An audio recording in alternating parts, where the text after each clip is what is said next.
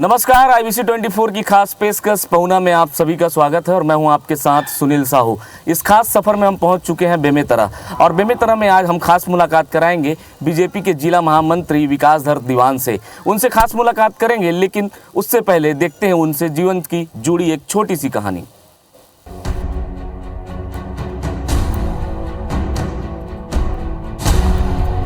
ये हैं बेमेतरा के रहने वाले किसान और जनप्रिय नेता विकासधर दीवान।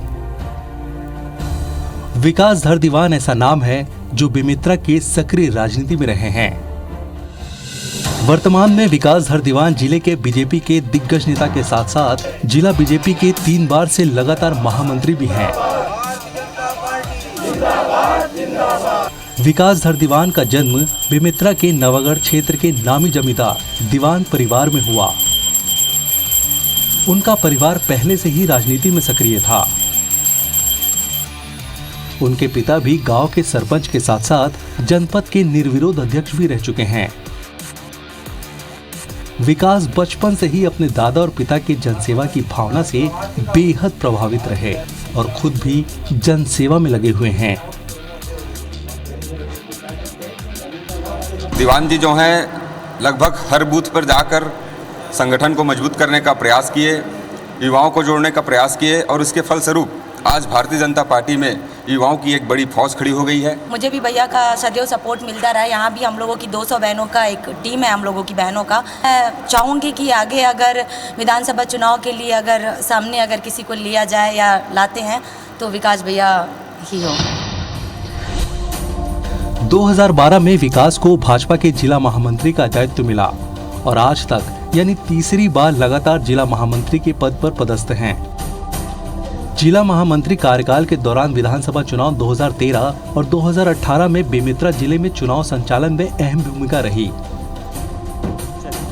नतीजन 2013 में पार्टी संगठन की मजबूती के चलते जिला की तीनों विधानसभा सीट भाजपा के खाते में गई। राजनीति के अलावा विकास दीवान को उनके द्वारा किए गए अनेक सामाजिक कार्यों के लिए भी हमेशा से जाना जाता रहा है। विकासधर दीवान ने जिले में अनेक महोत्सव की शुरुआत की है, जिसमें से कुछ को प्रदेश स्तर पर जाना जाता है।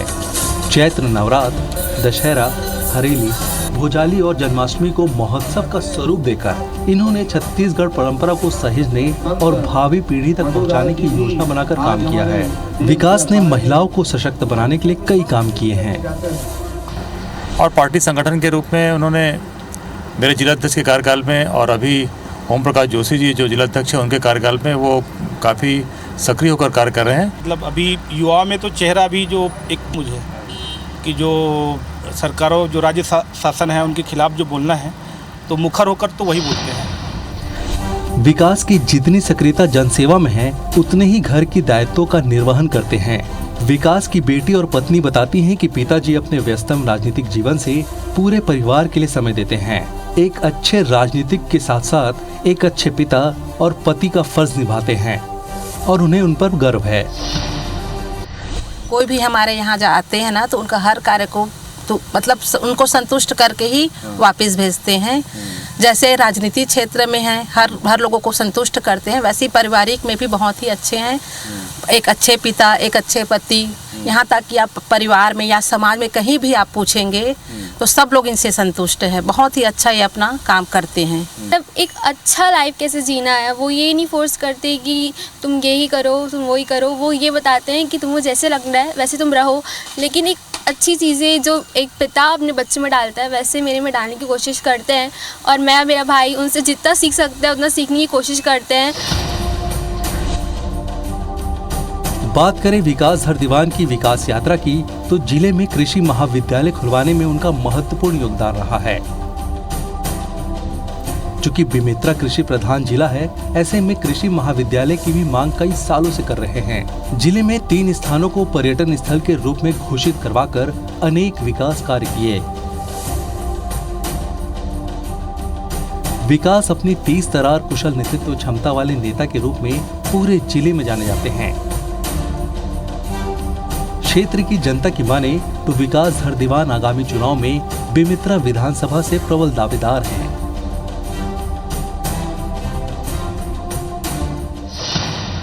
नमस्कार, IBC 24 की खास पेशकश पहुना में आप सभी का स्वागत है और मैं हूं आपके साथ सुनील साहू। इस खास सफर में हम पहुंच चुके हैं एक बार फिर बेमेतरा में आज की खास मुलाकात कराएंगे विकास धर दीवान जी से, जो कि जिला बीजेपी के महामंत्री हैं और साथ ही सक्रिय युवा नेता के रूप में जाने जाते हैं। इस वक्त हमारे साथ मौजूद हैं। सर, बहुत बहुत स्वागत है हमारी खास पेशकश पहुना में। जानना चाहेंगे, राजनीति में आपका जो शुरुआती दौर था कैसा रहा और अब तक की राजनीति की पृष्ठभूमि बताएं। राजनीति तो हमारे पिताजी और हमारे दादा परदादा के समय से हमारा जो परिवार है वो राजनीति से ही जुड़ा हुआ रहा है। हमारे पिताजी यहाँ निर्विरोध सरपंच थे, निर्विरोध जनपद अध्यक्ष थे, तो बचपन से मैं उनके साथ ही घर में यहाँ रहता था। तो मेरा जो भाव है शुरू से ही राजनीति की ओर रहा है। फिर भारतीय जनता पार्टी में मैंने दुर्ग में पढ़ाई के लिए जब गया था तो वहाँ मैं देखा सरोज पांडे जी को, उनका जो कार्य करने का जो पार्षद के रूप में और वो जो काम कर रही थी, तो वहाँ मैं कोचिंग कर रहा था तो मैं उससे बहुत ज़्यादा प्रभावित हुआ। जब छत्तीसगढ़ राज्य अलग हुआ तो मुझे दायित्व मिला जिला महामंत्री का भारतीय जनता पार्टी का, फिर दोबारा फिर जिला महामंत्री का दायित्व मिला, फिर अभी ये तीसरा बार है मेरे को जिला महामंत्री का दायित्व संगठन का काम करते हुए। तो प्रेरणा तो मुझे राजनीति में मिलना जुलना बहुत हुआ, लेकिन जो मुख्य प्रेरणा मुझे सरोज पांडे जी से मिला, मैं उनसे बहुत प्रभावित हुआ और आज भी मैं उनसे बहुत ही प्रभावित हूँ। बेमेतरा जिले को धान जो है यहाँ सबसे ज़्यादा निकलता है, खेती के रूप में बहुत विकसित जिला माना जाता है, चाहे टमाटर हो या धान। किसानों को भरपूर उसकी जो लाभ है वो नहीं मिल पाती, कई बार मांगे उठती रही हैं। आपने इस पर क्या कुछ कदम उठाया उसके बारे में बताएं। हम लोग भारतीय जनता पार्टी में 15 साल सरकार में रहे। सरकार में रहते हुए हम लोगों ने ज़िले में ज़िला बनाने के लिए जो काम किए हैं, और ज़िला बनाने के लिए मैं एक बात और बताना चाहूँगा। जब छत्तीसगढ़ राज्य संघर्ष परिषद का एक बैनर तले महेश तिवारी जी के और आपके कैलाश शर्मा जी के नेतृत्व में हम लोगों ने रेल रोको आंदोलन का एक आयोजन हुआ था। उसमें भी हम लोग नवागढ़ से बढ़ चढ़ के बेमेतरा जिला से हिस्सा लिए थे और हम लोग ही छत्तीसगढ़ के इस रेल रोको आंदोलन में पहले व्यक्ति हैं जो यहाँ से हम लोग वहाँ तक पहुँचे थे। टमाटर के लिए हमारा पहले भी प्रयास था और आने वाले समय भी हमारा प्रयास रहेगा, प्राथमिकता से प्रयास रहेगा। उसके लिए हमारे बेमेतरा मुख्यालय में उनका एक टमाटर सॉस बनाने का फैक्ट्री खुलना चाहिए। ये हमारा बेमेतरा ज़िला जो है, बेमेतरा ज़िला चना प्रधान भी है। चना का बहुत ही यहाँ आवक होता है, लेकिन रेट हमको नहीं मिलता हमारे किसान भाइयों को। इसका समर्थन मूल्य में घोषणा किया जाए, लिया जाए चना को, और ऐसा हमारा प्रयास रहेगा। कृषि प्रधान जिला है, इस ओर खासकर सिंचाई की खास समस्या रहती थी इस जिले में। सिंचाई को लेकर क्या कुछ आपने विकास कार्यों को गति देने का काम किया? सिंचाई के लिए हमने बहुत इसमें प्रयास किए हैं।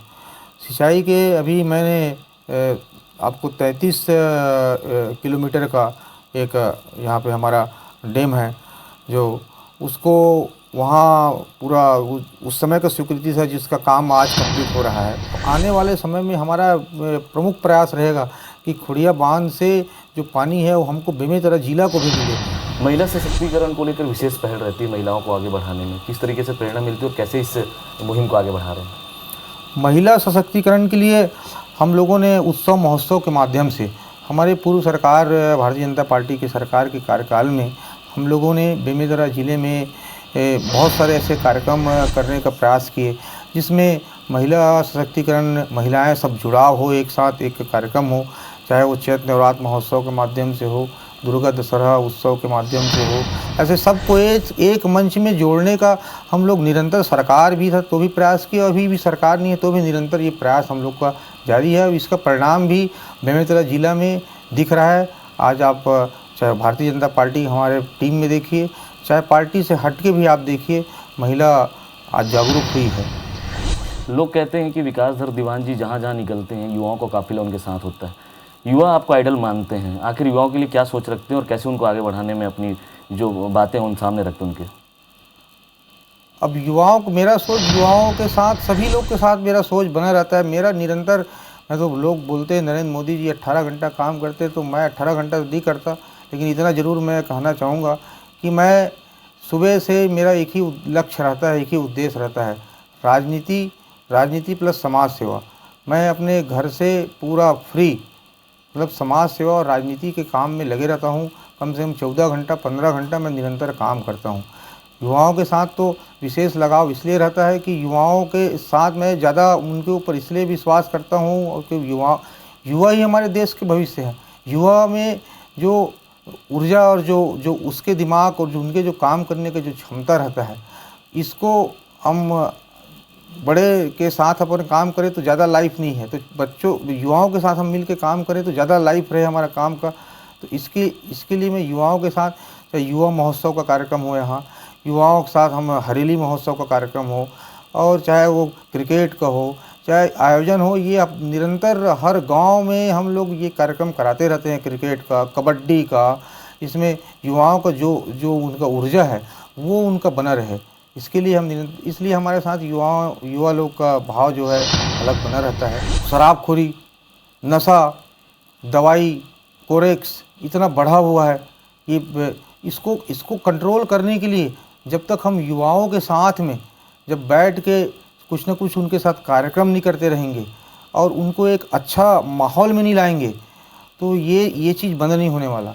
आज जब से कांग्रेस की सरकार आई है तब से आज शराबखोरी लगातार जन सेवाएं दे रहे हैं जिले में और लगातार युवाओं के भी आइडल हैं। कई सारे क्षेत्रों में आपने अपना नाम कमाया है। आगे आपको लोग विधानसभा चुनाव में देखना चाहते हैं, अगर ऐसा हुआ तो किस तरीके के मुद्दे रहेंगे आपके चुनाव में? विधानसभा में देखना चाह रहे हैं तो मेरा तो यही मुद्दा रहेगा। पहले तो मैं तो बिल्कुल मेरा पहला प्रयास रहेगा कि रेल लाइन किसी भी ढंग से हमारे बेमेतरा में रेल लाइन जुड़ना चाहिए, और उसके लिए अभी से हम तत्पर ऐसे नहीं हैं। अभी से भी उनका जो प्रक्रिया है, अभी दीदी सरोज पांडे ने कल ही परसों रेल मंत्री जी से बात करके यहाँ के संदर्भ में भी बात की, और गौरेला पेंड्रा के वहाँ पे रेल लाइन के संदर्भ में बात की। आज ही मीडिया में मैंने पढ़ा और देखा मैं, तो वो तो तत्पर हैं। हम उनके साथ मिल के, और हमारी सरकार, राज्य में सरकार आएगी तो जो सुविधा देना है वो सुविधा दे के पहला प्राथमिकता रेल लाइन का हमारा रहेगा कि बेमेतरा से रेल लाइन होते हुए जो पुराना एक प्रस्ताव है वो जाना चाहिए। और किन तरीके के विकास कार्य देखना चाहते हैं, जो मुद्दे बनेंगे आपके आने? और हमारा बेमेतरा ज़िले में शुगर फैक्ट्री हो, और एक आध औद्योगिक ऐसा क्षेत्र है जिससे हमारे युवा लोग यहाँ पे जो निकल रहे हैं, वो युवा साथी लोग जो नशा के शिकार, खाली रहने के कारण कोई भी चीज़ के शिकार हो रहे हैं, जब उसको कामकाज में अब लग जाएंगे, जब पढ़ लिख के बाहर निकलेंगे तो ये सब काम में जाएगा ही नहीं उनका ध्यान। तो हम यहाँ पे औद्योगिक क्षेत्र में एक आध दो उद्योग डले, ऐसा शुगर फैक्ट्री डले, टमाटर की एक फैक्ट्री डले, जिससे हमारे ज़िले का और हमारे जहाँ कृषि के क्षेत्र के लिए जो पानी की आवश्यकता है, वहाँ डैम की आवश्यकता है, वहाँ डैम बने।